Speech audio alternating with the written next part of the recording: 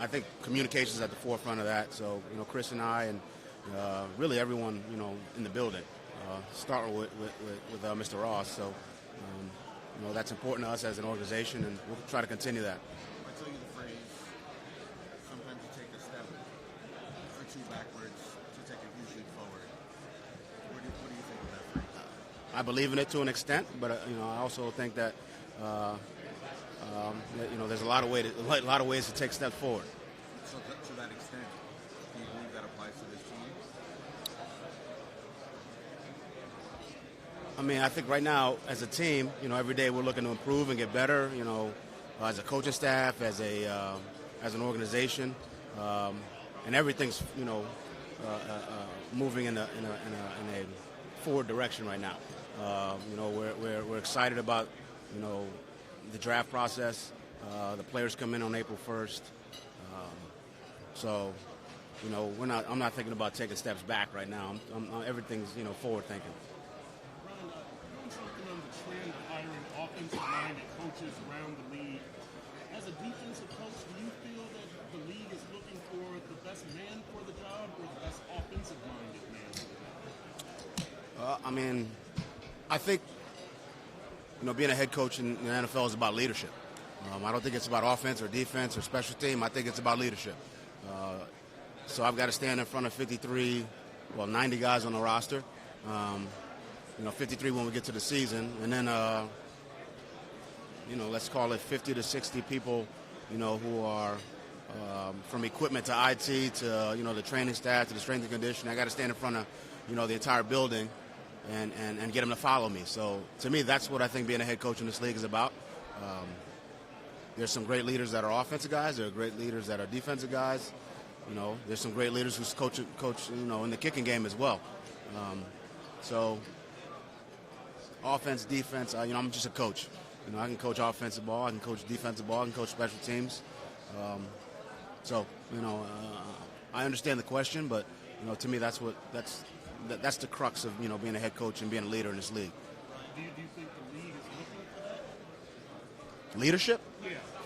Absolutely. Or are they looking for guys who coach quarterbacks or anything? I imagine that people want leaders in leadership position. Not that I don't understand the question. I see where you're coming from, but I imagine that people want leaders in leadership positions.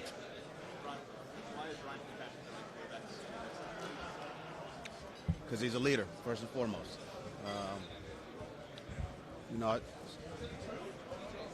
I've watched Ryan for a long time. Played against him, coached against him.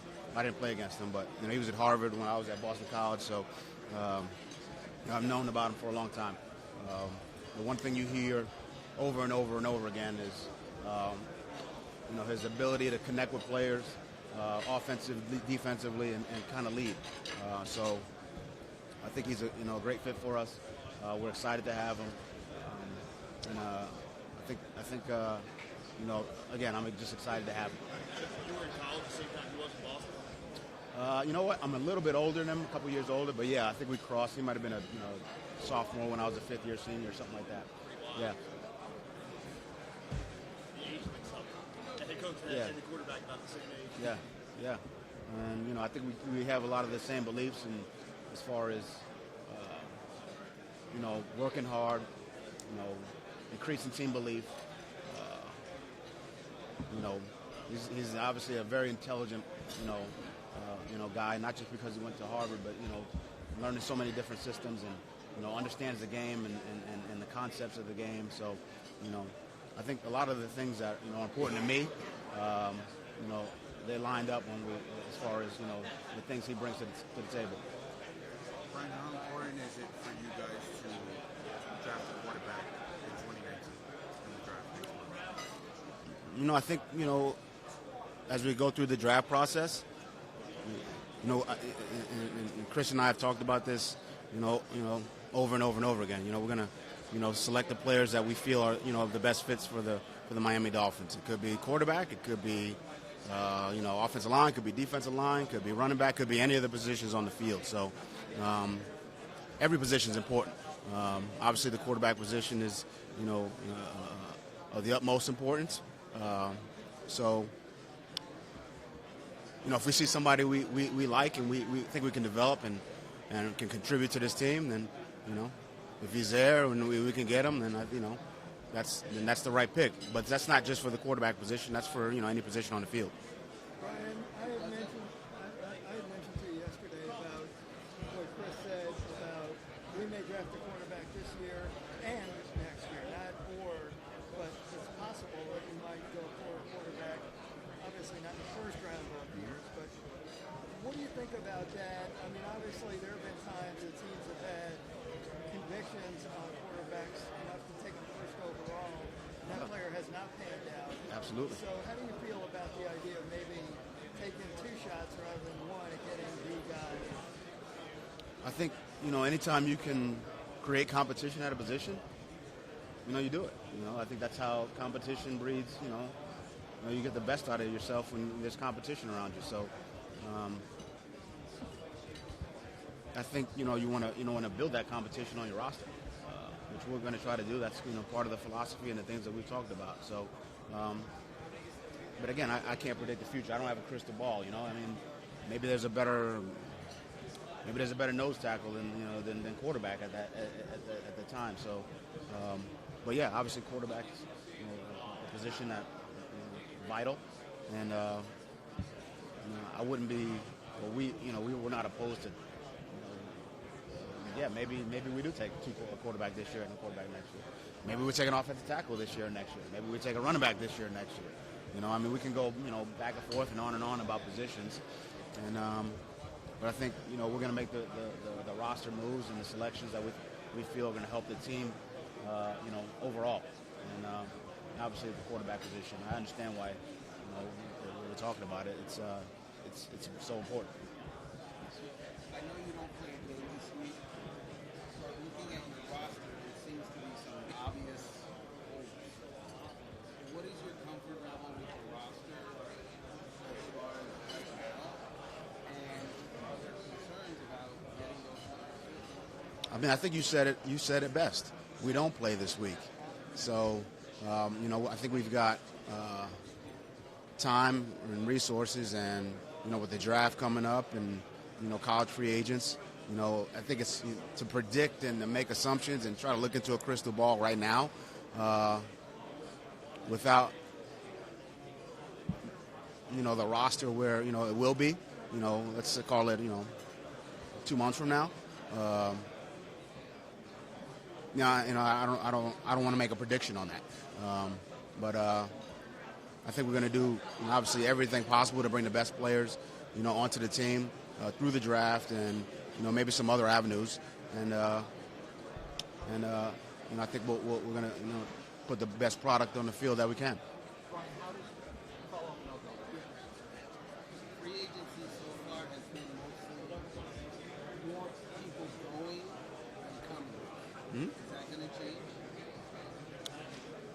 Over the next few weeks, or again, and I understand the question, Armando. I think we're just going to, make the best decisions for the team. If there's a guy we feel like we can acquire that'll help us, then we'll do that. Otherwise, I think we're looking towards the draft. In that process, and I think there's a lot of good young players in the draft, and hopefully we can get some good young players into the building, and we'll evaluate the roster then. Brian, how does patience align with your personality traits and your life history? Just want to say hello. What's up, Coach? Good morning, man. Good to see you. How you doing? Great. How are you? It's the fun part. One more time. The question was about patience. I'm thinking there might be some patience required at times, practice, during the season, during free agency, so how does patience align with your personality traits? I think patience, it's a virtue. It's one of those things that, we all, we've got to be patient with our kids. We've got to be patient with, the people we work with. We've got to be patient. I think it's a quality that's important to have. But at the same time, there's got to be a a balance between patience and urgency. And I would say that, I have a pretty good balance from that standpoint. I know we've got to be patient and develop young players. I think every team in the league has to do that. I think in any corporation or any business, you have to do that. You develop, the young people in your business. So there's some patience with that. But at the same time, we try to create an environment of urgency so that, we can kind of speed up the process of that development. So, from a big picture standpoint, yeah, we're all really patient. But the inner workings of the building and how we kind of interact on a day-to-day basis, there's a lot of urgency as far as, how we want to build the program and build the culture and develop players. Right. Obviously, everybody knows you're the only head coach of color hired this cycle. And now you've been asked about it before. Where do you think the league is at right now with the fact that there were 8 head coaches of color last year, only 4 are going to start out this year? Do you think the league is making progress, or do different things need to be done? I've said this many times. I think there's a lot of quality minority coaches in this league who could be head coaches in this league, have the temperament, the leadership ability, and I was fortunate to get an opportunity to interview. I interviewed at 4 places this year, and in Arizona a year ago. So, I was very fortunate that way, and I do think that there's many coaches in this league who minority coaches who, if given the same opportunity, would excel and in the interview process and potentially be in line to become a head coach in this league. I think the Rooney Rule is a great. I think it's a great rule. It allows guys the opportunity to interview and get your name out there and show your leadership ability, show your offensive, defensive, and special teams acumen, and I think that's what it amounts to, just opportunity. Do you feel like you need to champion other minority coaches to get opportunities like these, like that you have? I think I'm going to work every day, like I have been, and try to improve and get better, and try to put the best product on the field. And do I feel like you said, to champion the cause? Not necessarily, but I know I'm an example for minority coaches in this league, and with that in mind, I'm still just going to go out and do the best to lead the Miami Dolphins and try to produce a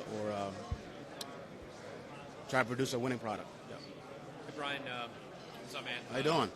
Thoughts on Rob Gronkowski announcing his retirement the other day? Rob's a great friend, somebody I've been around for a long time. He's an incredible player, but he's a better person.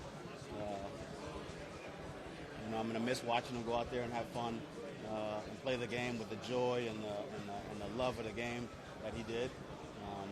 He played the game that way, and I was in practice. I was obviously in games. I'm going to miss competing against him, because that was fun. We lost a lot of those. Yeah.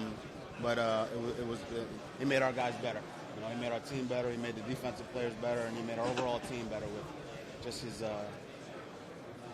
just his passion for the game. So, it's a sad day, honestly, because he brings so much, to the game of football. And he played it the way it should be played, and I'm really proud of him, and I love the guy, and I wish him the best, honestly. You said he played the game the way it should have been. It needs to be played. He has a reputation as a party guy, but he was a really good worker for you guys, wasn't he? He worked hard. He worked as hard as anyone. He played hard.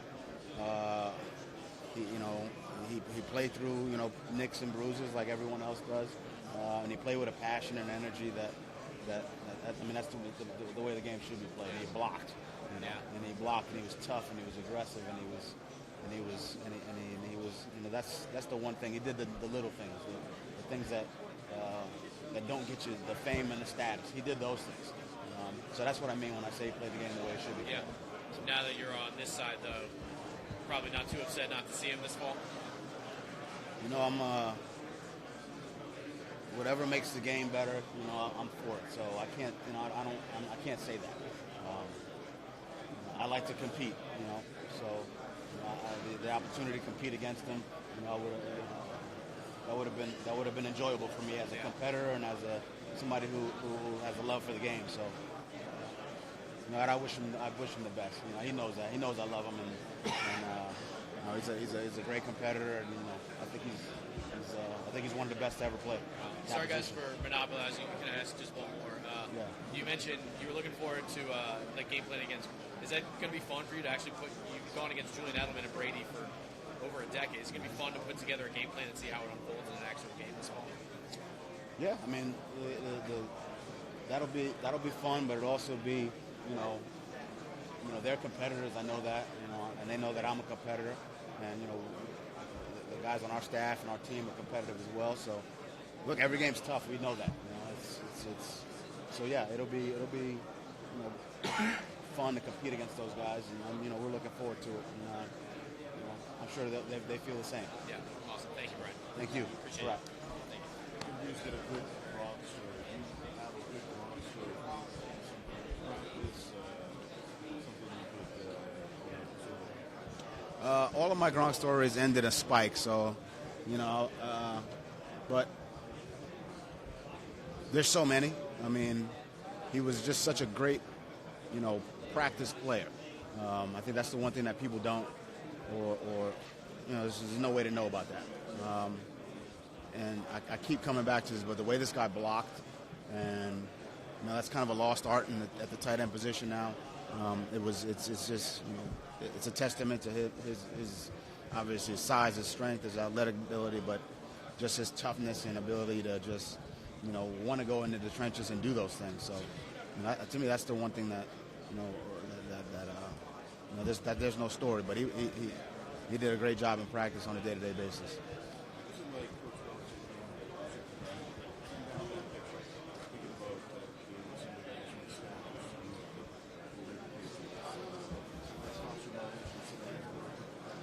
No, it was hot out there. That was crossed my mind. Just trying to. But yeah, no, it was a great moment for me. To sit down with the other 31 other head coaches in the league. It was. So I know I'm one of 32, and very fortunate. Very lucky to kind of have this opportunity and try to make the best of it. Brian, a Charles Harris question for you. I know you talked about patience and a sense of urgency in the team sense earlier today.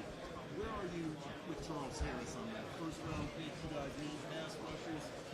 Is there still room for patience with Charles Harris?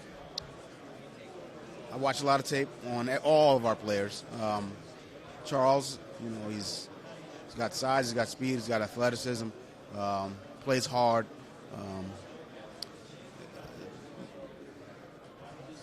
Does a lot of things that we like as a staff. You talked about patience. I think he's an interesting player on our team. I'm excited to see him on April 1st when the team reports. We're going to spend a lot of time with him, but we're going to spend a lot of time with all the players and try to develop them. Work on the fundamentals, the techniques. And try to help them improve. That's our goal as a coaching staff. So we could talk about Charles Harris, and he's got a lot of physical attributes. But we're going to try to develop everybody on this team and help them improve and help to put the best product on the field. So I'm excited to work with him. Honestly, I am. When you say he's an interesting player, what do you mean by that? I mean, he can do a lot of things. He can rush, he can play in space a little bit, tackles fairly well. He does a lot of good things. So I'm excited to work with him. Just like I'm excited to work with a lot of the players on our team. Why do you think, I know from afar, do you have any indication from watching film why it hasn't come together better for him so far? I think everyone's, timetable was a little bit different, and there's a lot of factors in that. There's 1,000 factors. Could be 1,000 factors. and I've seen it time and time again, with just players that I've had. We could kind of go through that list, but, I don't think there's, I think it's just, that's the reality of this league is, sometimes, it's time and space. Sometimes the timing just isn't right. Sometimes when the timing is right and you hit, then you hit. So we're going to work with Charles just like we're going to work with, all the players on our team and try to, improve their weaknesses and accentuate or accelerate their strengths. We're going to do that on a day-to-day basis. What is your vision for the three linebackers that were starting linebackers in the ice 4-3? But if you're going to do different things, it doesn't seem like, correct me if I'm wrong, it doesn't seem like you can get them all on the field at the same time. Or am I wrong? Can you do that? Well, we've run multiple, I've run multiple defenses with three linebackers on the field. So yeah, I do think we can get that done. But like you said, those three, I assume you're talking about Baker, Raekwon, Kiko. Three really good players. I'm excited to play with those. They're obviously different skill sets. But I think defensively, you just got to put those guys in, positions where to do the things they do well. So that's the goal as a staff. And sometimes that means, none of them are on the field. Sometimes it means one of them's on the field. Sometimes it means 3 or 4 or 5 guys are on the field. But that, only time will tell on that. They come into the building April 1st. We'll see, how much they can do physically, how much they can, handle mentally, how versatile they can be. Can you cover? Do you tackle? Do you blitz well? I mean, there's a variety of things you can do defensively. And we'll try to put those guys in the best positions to do what they do well. Always. That's at every position. But, yeah, I mean, as many good players as – look, if you're one of the best 11, you're going to be on the field. You guys are young. Kiko is a little older. Do you see Kiko on the roster? I do see Kiko on the roster. I think, he's a veteran player. And again, this is another guy I've played against or watched for a number of years. And this guy's been a productive player in this league for a long time. So, I think his leadership and his style of play and the way he goes about it, and from a work ethic standpoint, from a day-to-day training standpoint, all the things I hear are positive. So yeah, I mean, I think we got 2 young guys. We got Kiko's more of a veteran player, and but again, we're going to try to develop everyone every day. Brian, you had a unique perspective with Gronk. You practiced against him every day, and I'm just wondering sort of your takeaway from him stepping away from the game. I just answered this, but Gronk is, I think he's one of the, I think he's one of the great players at that position. Having practiced against him for 9 years, this guy was as tough, physical, and he played with a passion. He practiced with passion. Again, I think he's just one of the best players to ever play at that position. But I would say he's a better person. His obviously we all know he loves to have a good time, and he brought an energy to our team that was different than anyone else that had been there. And he was always kind of a spark plug guy and kind of guy for us. And he led that way. And I was fortunate to be around him and to practice against him, for these last 9 years. And I wish him all the best. He's a great player. Selfishly, you're glad to see him go since now you don't have to deal with him? No, I mean, I was just asked this. I mean, when there's great players in the league, you want to compete against them. You want your players to compete against them and kind of because look, you can only get better by playing against good people, good players, and feeling that competition, and that's how you reach your highest level. So, selfishly, I just think it's sad for the game of football, quite honestly. But I wish him the best, and he knows I love him. So, I wish him the best.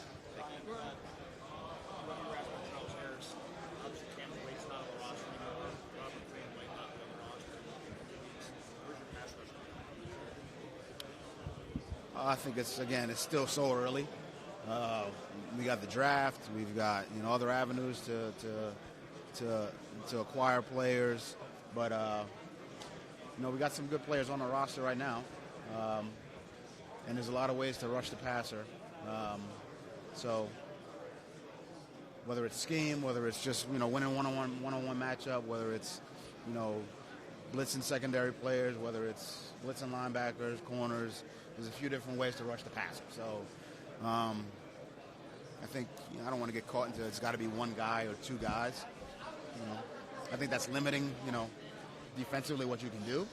I guess it's not a limited viewpoint, but I think there's some other ways to rush the passer. So the big thing is getting the guys in the building, seeing what they can handle from how much they can retain and handle from schematically, and we'll take it from there.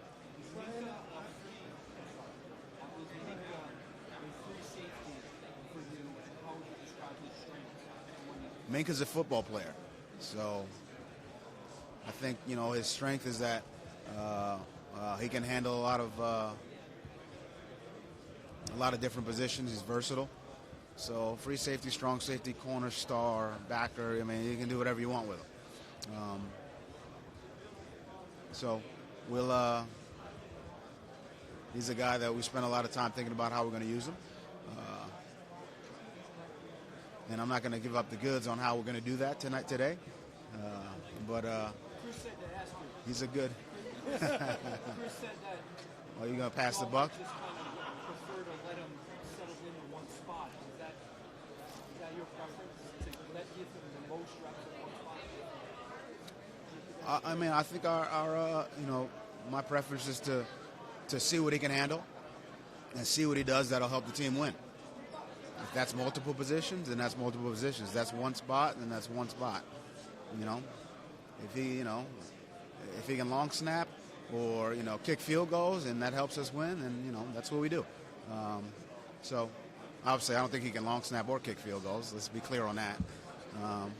But maybe he can. But that's we try to find out what every player can do and how they can help us win. How can they improve the team? And I think versatility is going to be very important. And he's a very versatile player. He was last year. We're excited to work with him. Brian, I'm going to hit you with one other name Sorry. that figures into this versatility and linebacker situation. TJ McDonald. About a year ago at this time, we were thinking, are the Dolphins going to possibly use him as linebacker because his skill set between TJ and Rashad are similar. In your view, is TJ a safety, a linebacker, a little bit of both? I think he's another versatile player.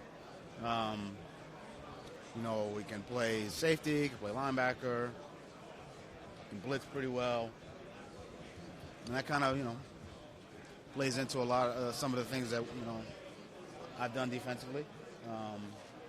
As far as moving some pieces into different locations. So I think he's been a productive player in this league. I think he's big, he's fast, he can tackle. So we'll find space for guys who are big, fast, and can tackle. Because those are at the top of my list of things that I'm looking for defensively. So yeah, I'm excited to work with him as well.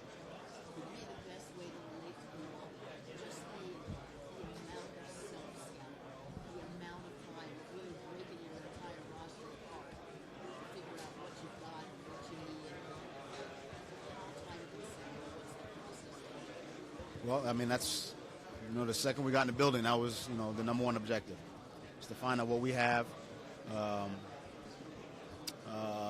the skill sets of each individual, how they are as people, their work habits, their training habits. You lean on the personnel staff. Chris, obviously, Odin, Eric Studesville, who were on the staff a year ago, and kind of know those players. We also lean on, the draft process in previous years. We sat with Minka. I sat with Minka a year ago. So, I know, we know a lot of these players from that process. So, that's why the combine's such a vital piece to this, whether you take the guy or not, because you just gather information on specific players. But that process is ongoing. So you watch it, make an evaluation. You watch it again. Some things get tweaked. You watch it again. Some things get tweaked. So it's ongoing. But I think we have a pretty good feel for all the guys on the roster, and we'll make our decisions based on that, and try to make the most educated decisions that we can. Last year, we know that they drafted 2 tight ends, one in the second round, one in the first. And they extended Nico Leary. And now this offseason, you guys are signing Erling Allen and Clive Wilson. What is the thinking of that big focus on the tight end room this offseason after adding some of these guys last year? Well, that position is, there's so much versatility, at that position. You got to catch, you got to block. You're aligned in multiple positions. You can have multiple tight ends on the field. 1, 2, 3, 4 tight ends. Depending on their skill set, you can stick them in the backfield. So I think, from that standpoint, having depth in that room is important. It's important from a practice standpoint because they're in there blocking and taking, it's a physical game in the trenches, as you know. So depth at that position is vital, from just a practice standpoint. We go out there and you got a 2 tight end set. That's 2. They come out and you got to put another 2 in there. So it's just just from a practice standpoint, that it's you need that many guys. Plus, we felt like in Dwayne and Clive, we had 2 quality players that we wanted to acquire and felt like that would help the team. And those guys, it's a competitive room, and I think competition breeds excellence. And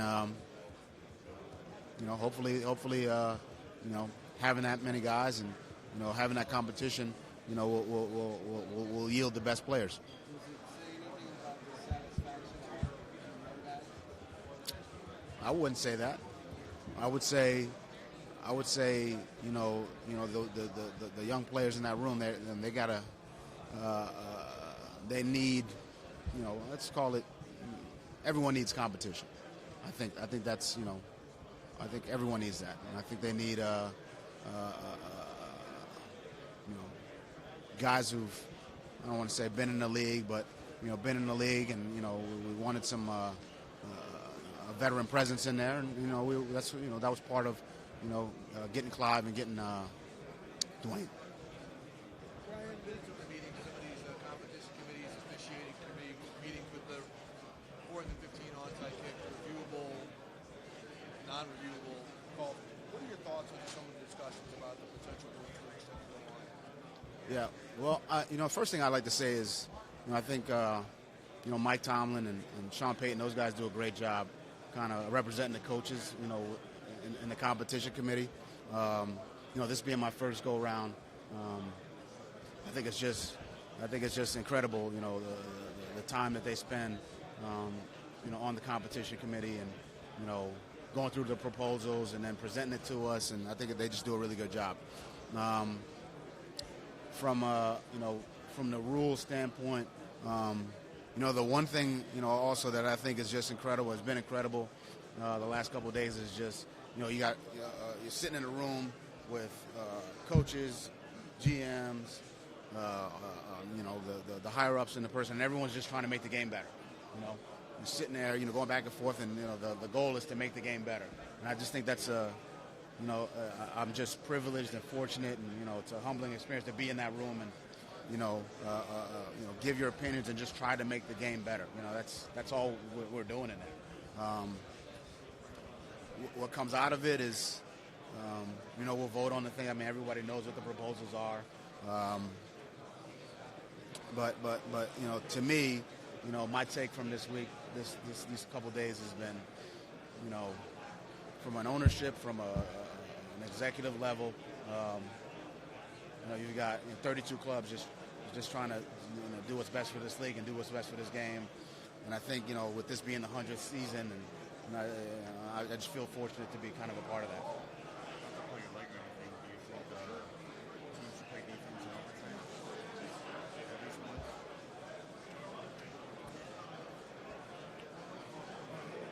No, I was not this past year. I've been in 2 games where we didn't play defense, so I feel,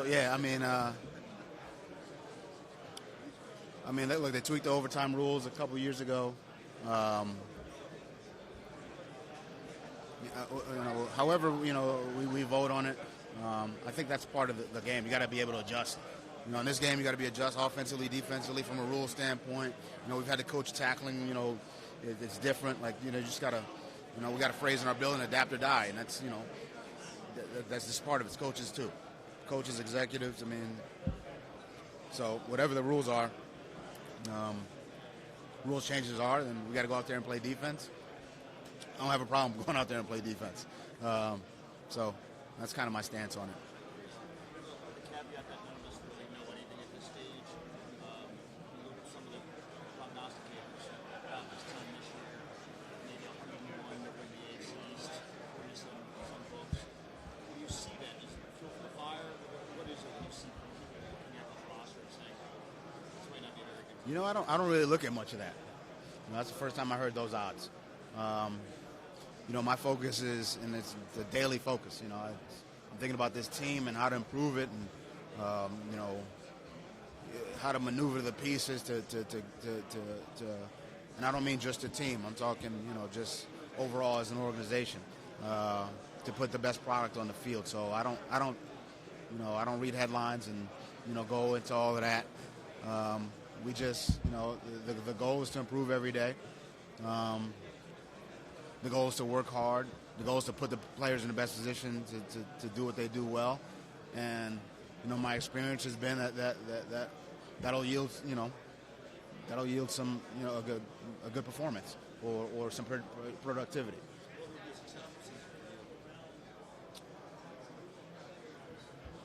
I haven't thought that far in advance. I'm working on a successful day, like getting through this interview process. I don't think that far ahead, because when you think that far ahead, and I said this over and over again, you're not focused on the present. And I have to be focused on the present. If I'm thinking about, the end of the season, I'm not locked in on today. And I think I'm doing a disservice to, our coaching staff, our players, our support staff, the guys who are painting the field, and I feel like I'm doing a disservice to those people if I'm thinking about, December. That's not where I'm at. Get better every day. That's my goal. Get better, improve every day. So I figured if I do that, and that's been a winning formula for me for, my entire life, and I'm gonna stick to that. Just keep being who I've been for, 38 years. Brian, I want to ask you about the offensive line. For those of us who have followed the team for a number of years, it seems like forever the Dolphins have been trying to build an offensive line, and there are a lot of moving pieces, and it just hasn't come together. Now we've seen some guys like Juwan leave, and you have, 6 months to put together an offensive line. How are you going to do it? Well, I think the draft's going to be,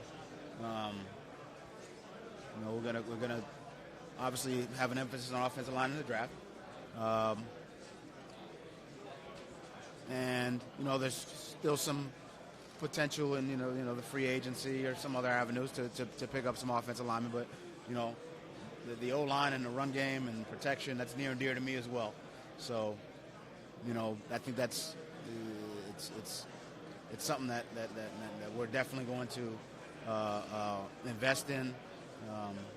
in the draft and moving forward. And we're going to build this offensive line, because we got to run the ball, we got to protect the quarterback, and that was something that Chris, myself, Steve, we talked about, really even during the interview stages. Something that we continue to talk about on a day-to-day basis, how we're going to build the offensive and defensive lines in this entire roster. So we're not there yet. I think it's pretty clear that everyone knows that. But we're going to get there. And there's a lot of moving parts to that, and we got to build the depth there. At really all positions.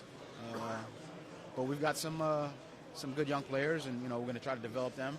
And I think that's those are the steps we're going to take to build the offensive line. Jesse Davis was the starting right guard last year. Of course, he also has tackle experience.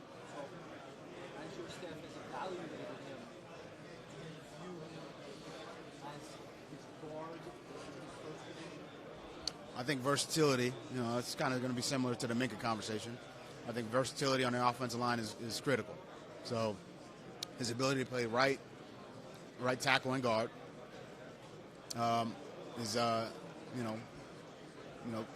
very good. And we're excited about Jesse. But I think everybody on the team will understand this. We're gonna put players where we need them, where they help the team the most. So that versatility, I think it's helpful. He had a great year last year, at right guard, and but we're going to move guys around. I mean, players are going to move. They're going to play different positions. That's how you build. There's only 46 that go to the game. We can't back up every position, so somebody's got to be able to, to move if we have an injury or somebody needs to step out for a play. So, Jesse's ability to play, both tackle and guard is, it helps us. It only helps us. Big topic of conversation last year was the use of Kenyon Drake. Some criticism should have gotten the ball more. Do you see him as a every down back, or are you relying on I think Drake is a explosive player. I've seen it firsthand, unfortunately.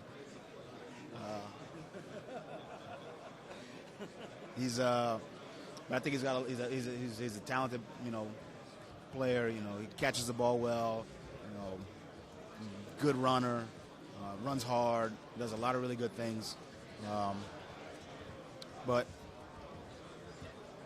I think and I'll say this to all the players. They're going to make the most of their. They'll be the opportunities they get on the field will be up to them. Period. So they practice well. They're smart. They work hard. They're tough. They block. They catch the ball consistently. They hit the hit the hole correctly, and then you're going to play. That's all the backs. It's Balaj. That's Drake. That's period. So by committee or workhorse. Those are phrases that people throw out there, but I think the guys who perform in practice and produce in games, so those guys are going to be out there.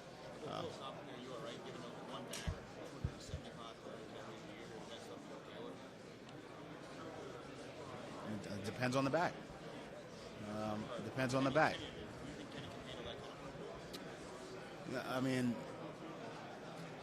I think if that's what's best for the team, then that's what we do. And that'll always be kind of my thought process on it. If that's what's best for the Miami Dolphins, that's what we'll do. But we got some good backs. We got some good backs. Balaj is a good back as well. And, we may draft it back. We may not draft it back. We may pick up a back and as a college free agent. I don't. But the guys who go out and practice well and prepare the right way and block and pass protection, and those are the guys who will be out on the field. How you doing?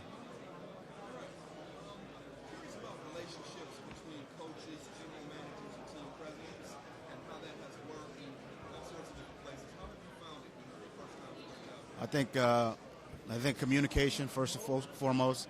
That's the most important piece between ownership, managers, presidents, head coaches. There's got to be alignment of philosophies and and a communication on a day-to-day basis that allows for a good working environment, I would say. With that said, when you got there's always going to be differences of opinion, like there are in any field. But you got to be able to work through those, and that's no different, from that level than it is as a, with quarterback to receiver to running back to offensive line, your linebacker to your defensive line. There's always communication, and at times differences of opinion that you got to work through. That's in any field. I'm sure that you guys deal with that as well. So, my short time in Miami, we've been aligned. Chris, myself, Mr. Ross, our coaching staff. I mean, that was big for me from a coaching staff standpoint, is to bring in guys who were tough, were smart, but communicated well and worked well together, because we can't ask the players to communicate, and we can't communicate. That doesn't make any sense. We got to practice what we preach, and I think we've done a good job of that, and we've got guys who are willing to do that.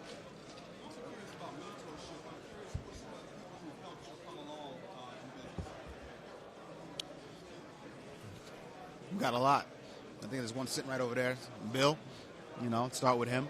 Scott Pioli, he's the one who hired me in New England. He's been a great mentor, a great friend for a long time. My high school coach, Dino Mangiro, somebody I talk to every couple weeks, and he's always giving me nuggets about leadership, about about humility.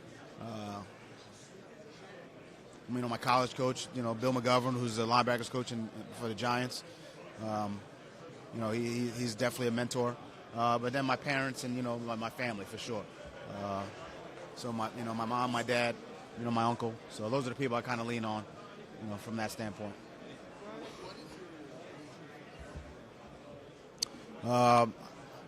Eric. Obviously, we had him in New England. And this guy, he's tall, long, good speed, tackles well, does a lot of good things.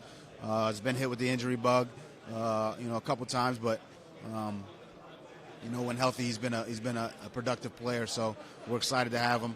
Obviously, we've got history with him, and we know what kind of person he is and his work ethic. So I think he's a good player, good talent.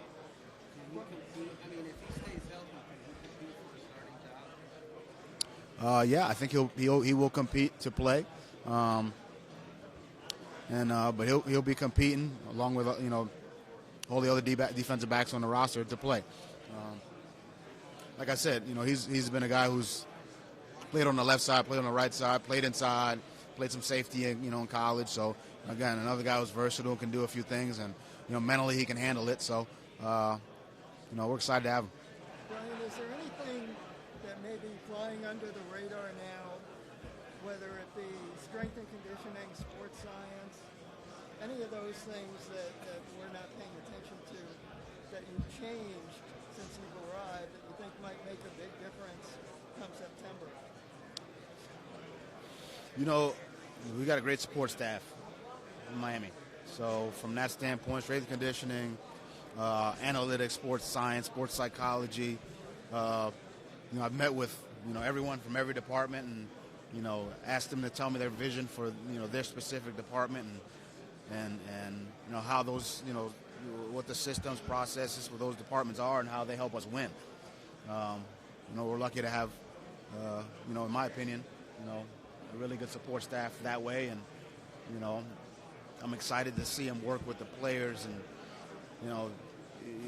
it's hard. It's like coaching. You don't really know until they get their hands on the players. But from structurally, a lot of things are really good. Yeah, really good. But are there any major changes that you've seen so far? I think No, not a lot of major changes, but I think just from there's there are some changes in that there's some new coaches, new coaches in the building. I would say that's the major change, and kind of getting them aligned with my core philosophies, my vision, which I would say a lot of them were already. And I think the support staff, I think they've been very willing. They've been hardworking, and they're trying to do everything possible to help us win. And at the end of the day, that's all I can really ask for. Brian, it's been 3 months since Chris has taken over the job, and he seems really tired of the taking selection. What do you think about the notion that teams need to use as many games as possible to win as leagues in order to get a higher draft pick and maybe have a franchise taking more? I think the term, tanking, I think it's disrespectful to the game. I really do. I don't like that term. I don't like when people use it. This game's done a lot for me personally. I've said this before. Like, football really leveled the playing field for me as a person.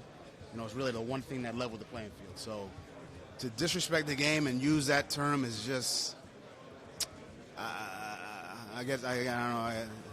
It stirs something up inside of me. Let's put it nicely. So those are my feelings on it. I've never. I'm going to go into every game trying to win. That's always going to be my objective. I'm going to go into anything I do trying to win. I'm going to try to instill that in everybody I come across. So, no, there's no tanking. You can write that over and over and over again. Chris seems to be setting up his team for multiple draft picks in 2020. So whether he may not be in line for a top pick because of how you perform on the field, he could be in line because you have enough assets to trade up for him. What do you think of Chris's long-term vision for the team, maybe even just the next 2 years? What do you think of the direction he wants to take the team, where his needs are? Honestly, I just think it's good business practice to kind of have your eye on the future. I think every business should do that. So, Chris, myself, Steve, I mean, we've got our eye on the future. We've got our eye on the future of the Miami Dolphins. And part of some of the moves we made are with that in mind. But also with that in mind, the idea here is to win games, to go out and and compete and win on a weekly basis. But we're always going to have our eye on the future. And our moves, our acquisitions, our personnel decisions. The future will always be part of that. I just think that's good business practice. I think that's regardless of your record, like you should always be, trying to do what's best for the team now and in the future. Brian, I was wondering if you had any input at all on the 4th and 15 proposal to replace an onside kick late in the game. That's something we've talked about the last, couple days, and I think the one thing of that, and I said this to someone else, I think everyone's trying to, in there trying to make the game better. There's pros and cons to the 4th and 15 play. There's pros and cons to the way we trade. They change to the onside kick, which made it tougher to recover on an onside kick. It's like the same thing with the PAT a couple of years ago. Yeah. It became just an elementary play, knew what the outcome was. Yeah. This at least gives an opportunity strategically, I would think, to wrinkle it up. Yeah, I mean, potentially. There's some other things in play there. There's some other things in play. But, we've talked about it, in those meetings. And, I'm going to leave that in the meeting for now. And you guys will find out, how that works out. But I thought it was a good proposal. It's hard to recover an onside kick. It's hard to get the ball back. I think now, the strategy is to not sometimes there's no way around it, but try to go get the onside kick. As the rules are set now, and if they change, then we'll adjust. That's what we got to do. We're always going to adjust to whatever the rules changes are. A related question to some degree, obviously Bill during his period of time has always leaned on Ernie Adams and a lot of other people, I would imagine, for their expertise, whether it be clock management, game strategy. Yeah. Have you found or looked for someone to fill a similar role for you in that? Yeah, I think we've got a few guys on staff that can fill that role. Jim Caldwell, obviously, is assistant head coach. Has been very helpful from that standpoint. But we've got a lot of guys on staff, who I have a lot of trust in, from Josh Boyer to Pat Graham to Chad O'Shea to Danny Crossman, and collectively as a group, we'll get the clock management, the situations, and kind of practiced and gone through. And I think we've got a good plan in place. Part of the game Yeah. you guys have to do on the move. Yeah. But there's definitely some preparation that goes into that. Preparation that that's already been started. Honestly. See what you're talking about. Brian, obviously, Sad was asking about Tank. Struck a nerve clearly, and it should, because obviously your background, that is truly defensive. The idea that his teammate, as he asked earlier, had a reset at least, a roster reset that was probably needed. Just in the interview process, saying, hey, look, this year we might take a rest a little bit. I don't know, the next 10 years with the franchise, with that conversation you had. No. My conversations with him have been about obviously, rebuilding a roster.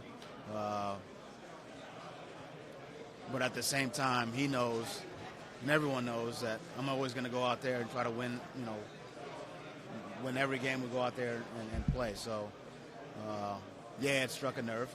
I think it'll always strike a nerve. Because I think it's disrespectful to the game. And I think when, to even say that is, and I've heard it multiple times, I do think it's a disrespect to the game that I love, and I quite honestly, I won't stand for it, to be honest. So that's where I'm at. We're going to leave it there, and we're going to try to win every game. Buffalo Radio here. Just Hey, how you doing? congratulations, first of all. Thank you. Just your thoughts on what you saw from Josh Allen when you guys prepared for him last year, and obviously now you have two choices this year. Big, fast, strong, athletic. Can really throw the deep ball. Can definitely a really good young player who has a lot of ability, and I would say the sky's the limit for that guy. So he's a good young player. Thank you. Yep.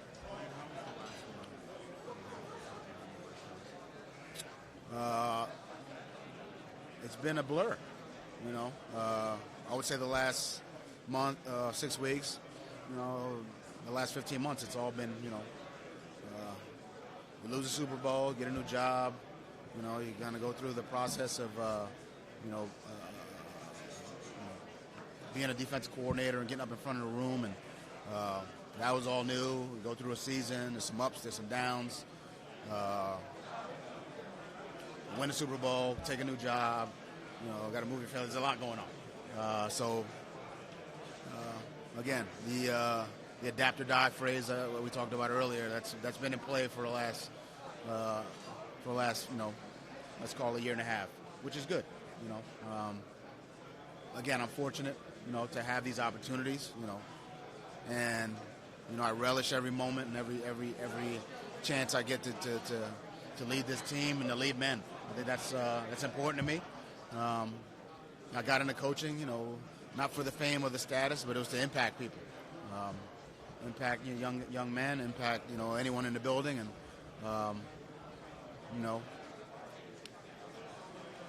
to whom much is given, much is required, and I understand that, and I try to make an impact every day and help people succeed. No, that's been my mantra for a long, long time. Yeah.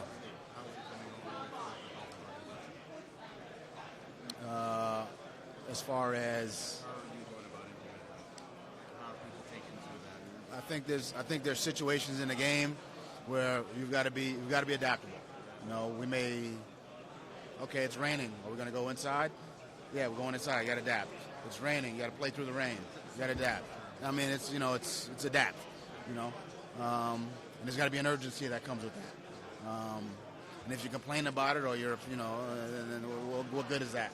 So that's it's not literal or anything like that, but it's, we got to try to, we got to be adaptable. All right, guys. Yep. Yeah. Thank you, as always. Thank you, sir. All right. Good day. No problem. See you. Great.